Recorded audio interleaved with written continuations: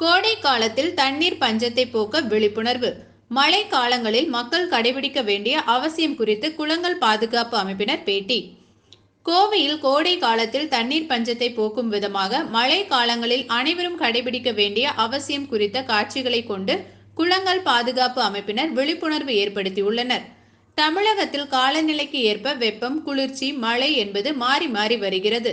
ஆனால் கடந்த ஆண்டுகளை விட எப்போதும் இல்லாத அளவிற்கு இந்த ஆண்டு கோடை காலத்தில் கடும் வறட்சி மற்றும் வெப்பம் அதிகரித்தது. இதனால் பல்வேறு இடங்களில் குடிநீர் பஞ்சமும் நிலவியது.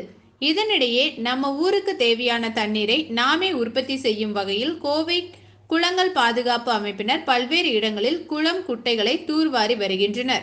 இதனிடையே கடந்த வாரம் கோவை வெள்ளலூர் பகுதியில் உள்ள சுமார் 2.5 ஏக்கர் பரப்பளவில் உள்ள குட்டையை ப்ரூஃபீல்ட்ஸ் பங்களிப்புடன் தூர்வாரியதில் 2 நாட்கள் பெய்த மழையில் வறண்டு கிடந்த குளம் நிரம்பி காட்சியளித்துள்ளது.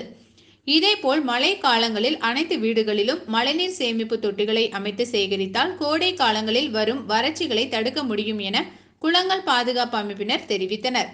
அதேபோல் தூர்வாருவதற்கு முன்பும் தூர்வாரிய பின்பு மழைநீர் தேங்கிய கண்கவர்ந்த காட்சிகளை அனைவருக்கும் விழிப்புணர்வு ஏற்படுத்தும் வகையில் வெளியிட்டுள்ளனர். நம்ம லாஸ்ட் இயர் சிஎஸ்ஆர் இனிஷியேட்டிவாக நாங்கள் கோவை குளங்களோட பார்ட்னர் பண்ணி சின்னக்கோட்டை ரீஜியூனேட் பண்ணோம். இதை பற்றி மணிகண்டன் சார் சொல்வார்.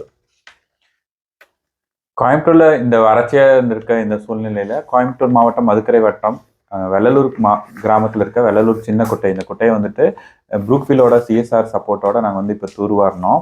இந்த குட்டை ஒரு 2.5 ஏக்கர் பரப்பளவு இருக்குது. இந்த குட்டை குட்டை முழுவதுமாக மண்மேவி தண்ணி தேங்கறதுக்கு இல்லாத சூழ்நிலை